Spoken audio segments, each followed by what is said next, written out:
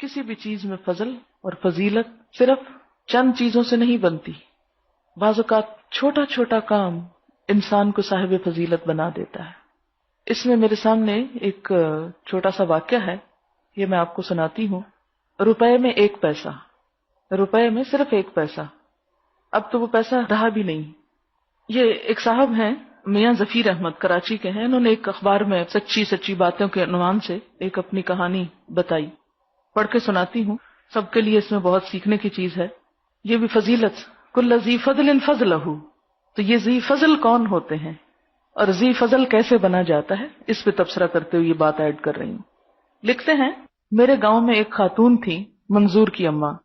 میری اماں بتاتی تھی کہ بیٹے جب یہ خاتون بیاہ کر آئی تھی تو اس گھر میں اتنی غربت تھی کہ 2 وقت چولہا مشکل سے جلتا تھا.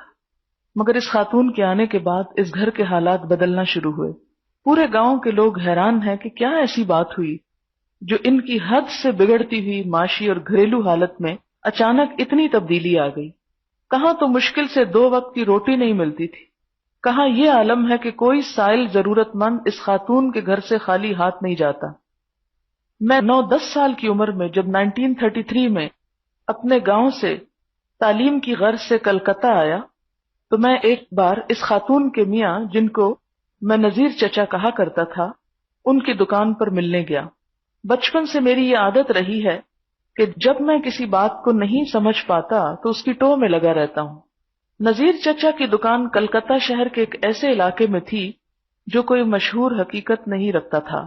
تب ان کی دکان کے سامنے لال دکی کھیل کا میدان تھا. اس کے پاس ہی ان کی ایک بہت چھوٹی سی پان بیڑی کی دکان تھی.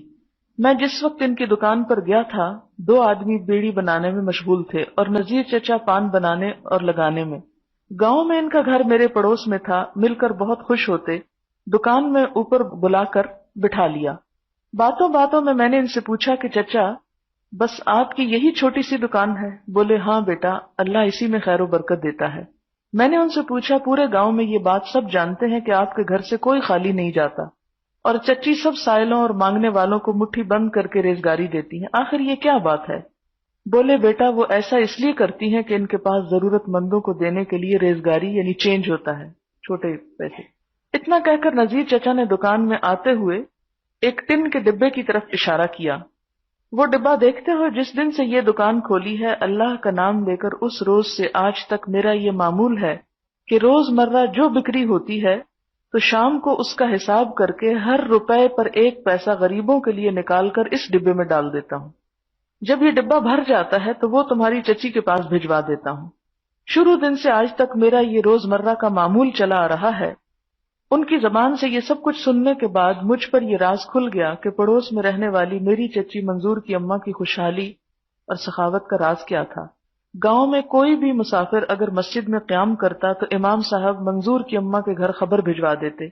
مسافر جتنے دنوں رہتے ان کا 2 وقت کا کھانا ان کے گھر سے جاتا. اگر زیادہ راہ کی ضرورت پڑتی تو وہ بھی بھجوا دیتی.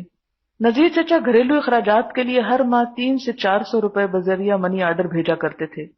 آپ اندازہ کریں کہ یہ اس زمانے کی بات ہے جب اعلیٰ قسم کا چاول 1 روپے کا 10 سیر، گائے کا گوشت آج کے حساب سے 6 پیسے میں 1 سیر ملا کرتا تھا.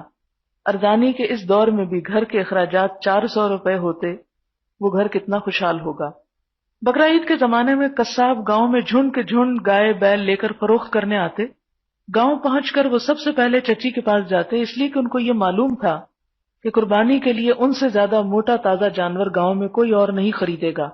یہ اس گاؤں کا حال تھا جہاں بڑے بڑے زمیندار بھی تھے، اعلیٰ عہدوں پر فائز حضرات بھی، خان بہادر، ڈاکٹر، انجینئر بھی، مگر اللہ کی راہ میں دینے اور لوٹانے والی تو صرف میری پڑوس کی چچی ہی تھی.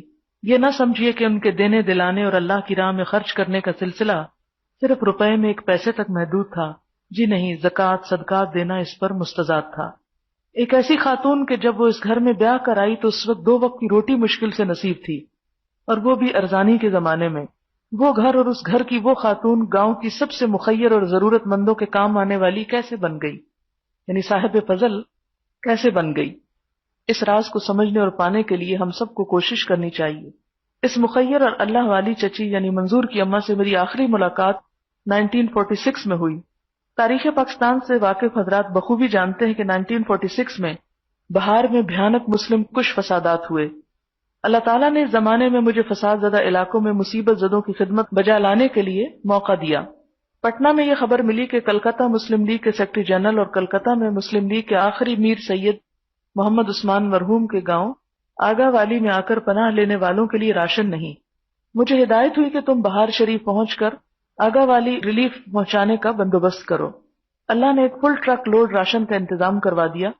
میں جب اس گاؤں ریلیف کے لیے راشن لے کر بہار شریف واپس لوٹ رہا تھا، یہ ٹرک میرے گاؤں کے قریب پہنچ کر خراب ہو گیا۔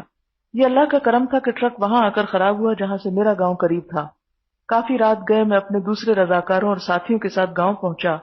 میری اماں حیات تھی مگر بیوہ اور تنہا تھی۔ ہر طرف گاؤں میں خبر پہنچ گئی۔ چچی منظور کی اماں اور ان کے بچوں کو بھی اس کی خبر ہوئی۔ ان کو خیال آیا میری ماں تو تنہا اور بیوہ ہیں۔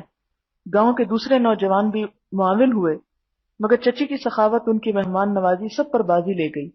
یہ سطریں لکھتے وقت مجھے کچھ معلوم نہیں کہ نذیر چچا چچی ان کے بچے کہاں ہیں، ان میں سے کون بچے ہیں کون مر گئے۔ اللہ کرے سب بقید حیات ہوں۔ اے زندہ رہنے والوں جہاں بھی ہو، اللہ تم کو اپنے حفظ و امان میں رکھے۔ اگر دنیا سے رخصت ہو گئے ہوں، اللہ ان کی نیکیوں کو ان کے بے حساب ثمر عطا فرمائے، اور اس گناہگار کو جو نصف صدی گزارنے کے بعد بھی ان کو نہیں بھلا سکا، ان سب کے نقش قدم پر چلنے کی توفیق